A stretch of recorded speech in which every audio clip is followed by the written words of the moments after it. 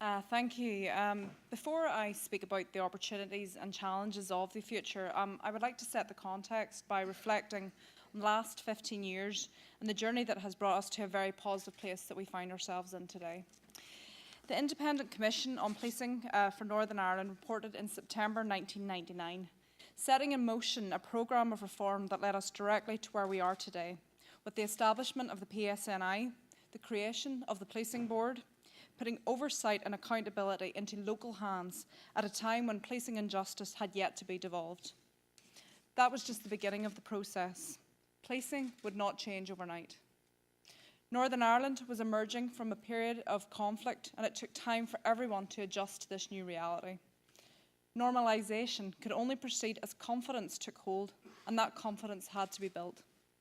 An ambitious and controversial, but ultimately successful approach to recruitment sought to right the primary imbalance in community representation in the ranks of the police, from a time when around 8% were from a Catholic background to over 31% today. New uniforms marked a new beginning. Police began to use soft-skinned vehicles, replacing many of the unmarked armoured vehicles that had been previously a necessity. The seeds were being sown for what we now recognise and refer to as policing with the community. Preparations began in the Northern Ireland office for the eventual devolution of policing and justice on the 12th of April 2010, paving the way for change. And I really am so proud to stand before you as Justice Minister of Northern Ireland in our new devolved executive. However, our past is still our present. The past has affected the justice system in a variety of different ways. And the legacy of the past, expressed in terms of incomplete investigations and outstanding legacy inquests, continues to challenge us.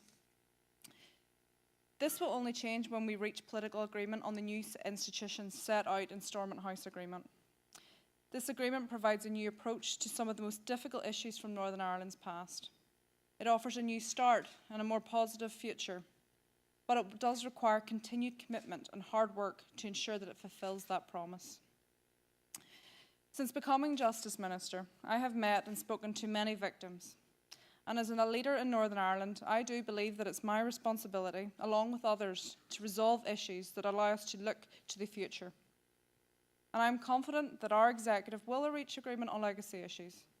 And while we have already made real and substantial progress, there is still more work to be done. Agreement will establish new, funded institutions. Our police, coronial service, police ombudsman, courts and other justice systems will be supported in addressing the many challenges currently facing the justice system in Northern Ireland. In Northern Ireland today, policing looks very much as you would expect to find elsewhere. Almost all policing services are provided by officers working with the community in the community. The police engage with local people in a variety of ways, face-to-face, online for the reporting of non-emergency crime, and now using social media. Becoming a police officer in the PSNI offers a rewarding option for many people. Volume recruitment is not an issue, although efforts are still being made to reach out to underrepresented groups. The Northern Ireland Statistics and Research Agency publishes regular updates of perceptions in policing. In the figures published in May this year, almost 81% of those interviewed expressed confidence in the police and police accountability arrangements. 81%. There are excellent levels of cooperation with An Garda Síochána, and many recent examples of successful cross-border policing operations arising from are now being taken forward under the auspices of the Cross-Border Joint Agency Task Force.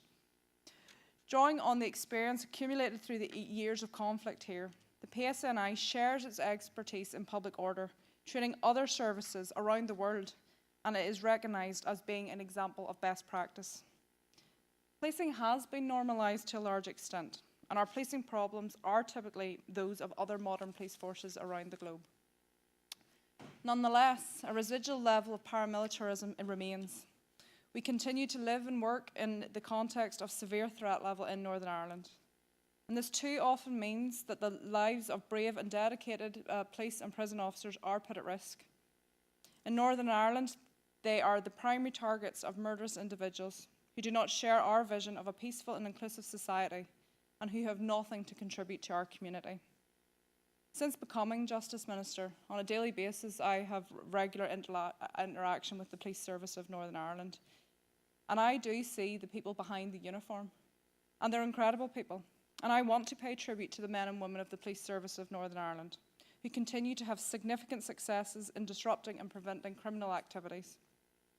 It is a mark of the professionalism and dedication of our police service that they have continued to manage a threat of terrorism which has sadly taken the lives of both police and prison officers in recent years, while effectively addressing the day-to-day challenges of normal policing.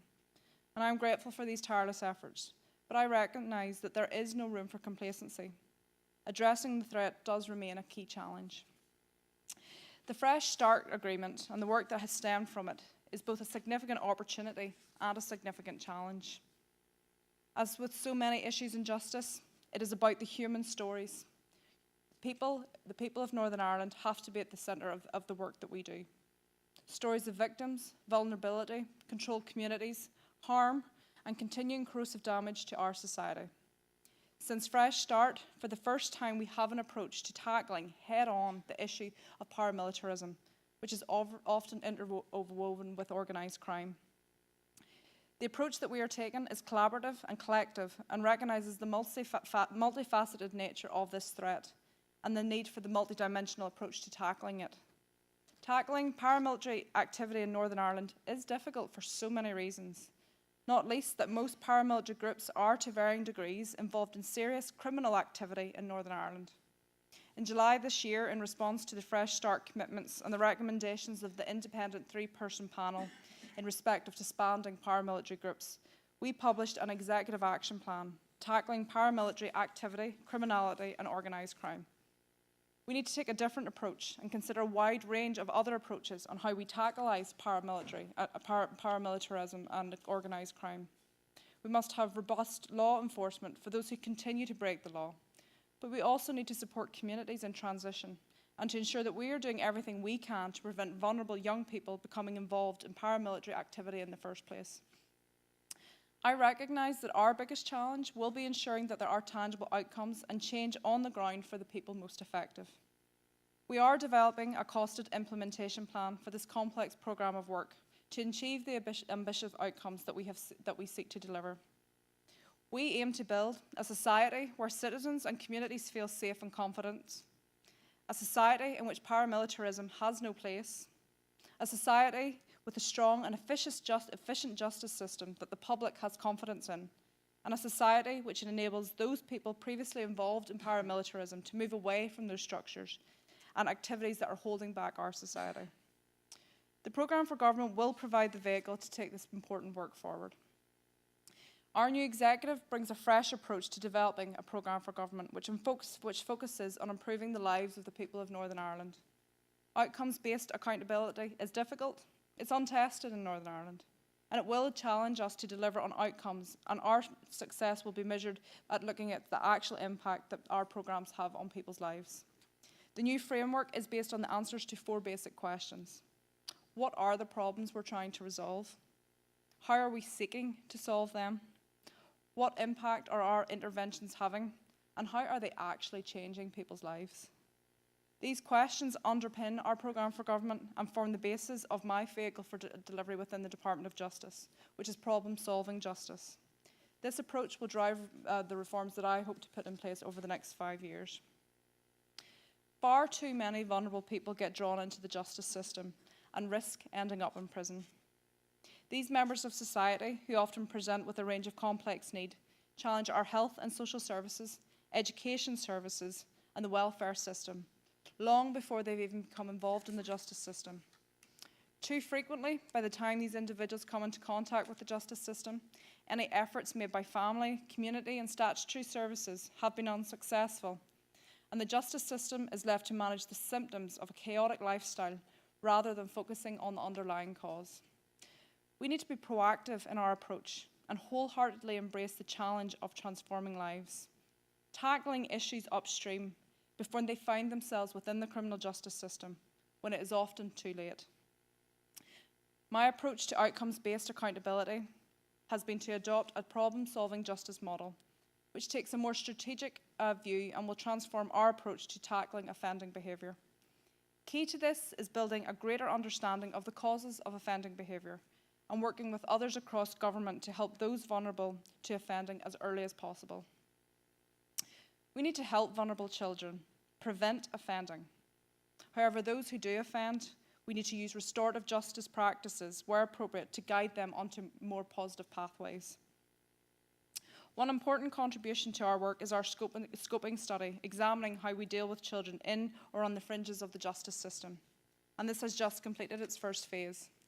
Its aim is to improve outcomes not only for these children, but for their victims, their families, and their communities. And we need to see it in this context. I want to express my thanks to the PSNI and other criminal justice partners that have made a significant contribution to this work to date, and look to their ongoing support in how we take it forward. The study clearly shows that for us to make a real difference in the long-term outcomes, we can no longer treat aspects of a child's life, offending, truancy, mental health, addiction problems, for example, as separate problems for separate services. And the programme for government does offer us a real opportunity to take a more holistic approach to addressing the needs of our children. The effect of genuine partnership working with other agencies will enable police officers for police tasks, which is the prevention, detection and investigation of crime. Victims and potential victims are very much at the heart of my approach. Essentially, I am seeking to assist and empower vulnerable individuals, victims and potential victims to take the necessary steps to regain and rebuild their lives. Northern Ireland's response to tackling human trafficking and modern slavery has been transformed in recent years. New legislation has simplified the legislative framework for investigators and prosecutors dealing with human trafficking. This is reinforced by the collective efforts of partners across law enforcement, statutory agencies and civil society. In the last year, 59 potential victims of human trafficking were referred to the National Referral Mechanism in Northern Ireland. And this is an inconsiderable increase on previous years, reflecting the greater awareness of these offences. And I am committed to ensuring that the steps we take in Northern Ireland to eradicate these crimes, to punish perpetrators and to protect victims are as robust as possible. Tackling domestic and sexual abuse is my overarching priority as Justice Minister for these next 5 years. Not only because of the harm it causes to victims, but because of the wider societal impacts it has across Northern Ireland and indeed across the rest of the United Kingdom.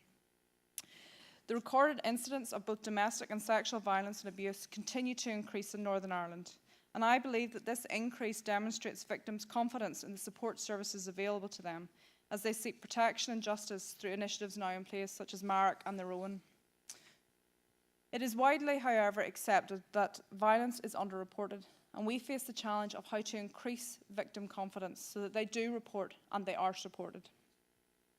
I am committed to ensuring that adequate protections are in place for victims of domestic and sexual violence and abuse, that victims are provided with timely, professional and effective support, and that perpetrators are held to account. I will introduce a new domestic abuse offence to capture patterns of coercive and controlling behaviour. I will develop a domestic violence disclosure scheme to alert people to previous violent offending.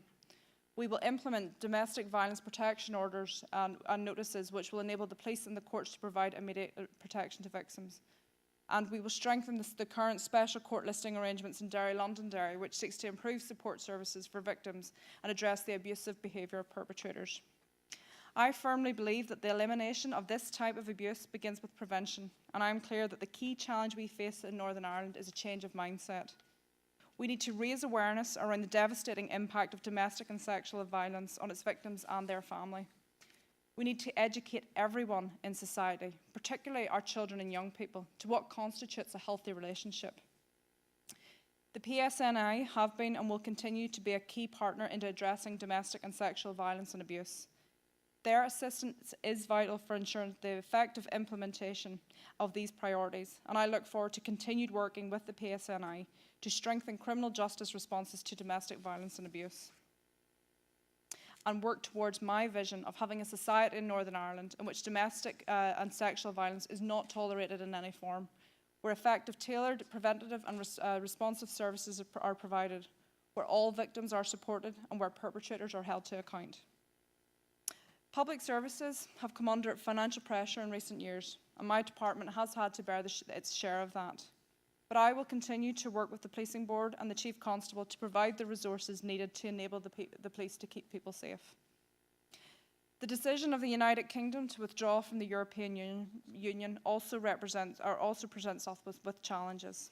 A shared land border with another EU country, with whom we also have historical, cultural and social ties, gives us a unique perspective on the effectiveness of new arrangements which will have to be negotiated for our justice system on Brexit. Brexit has highlighted the value of current collaborative arrangements across the island of Ireland, but we must continue to work in partnership to ensure that we maintain the capacity for our justice agencies to work together in our common interest. At a recent intergovernmental agreement meeting with the Irish Justice Minister, we discussed what Brexit will mean for the administration of justice north and south of the border.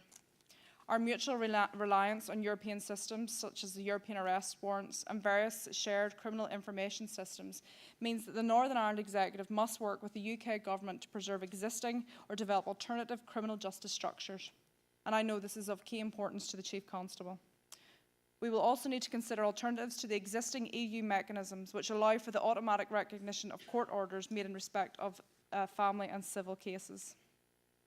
Our shared goal must be to build new ways of working which sustain our progress towards peace, stability and prosperity on the entire island of Ireland. In 2001, the new Police Service of Northern Ireland, in the context of a post-conflict society, faced challenges of ensuring human rights, accountability, impartiality, representation and effectiveness. And all of the above was necessary to ensure the confidence of the people of Northern Ireland. Today, 81% say they have confidence in the PSNI. The PSNI, alongside the Policing Board and indeed the Police Ombudsman of Northern Ireland, have achieved the aims of 2001. But 15 years on, now is the time to refocus in the context of a new, peaceful, dynamic Northern Ireland that is so full of potential. We must review the challenges of 2016, which are ultimately social and economic and not sectarian. What naturally follows, therefore, is that we must refocus the role of the Police Service of Northern Ireland. We must understand the challenges that are now facing us today. And we must do that as part of wider public services and civic society. My focus as an MLA, as Justice Minister of Northern Ireland, is to understand what's best for the people of Northern Ireland. And in doing that, we must go out and speak to them, and we must listen to their needs. And indeed, whilst we move the police forward in Northern Ireland, I think that's how we should approach our focus, that we understand how to best represent the people of Northern Ireland. Thank you.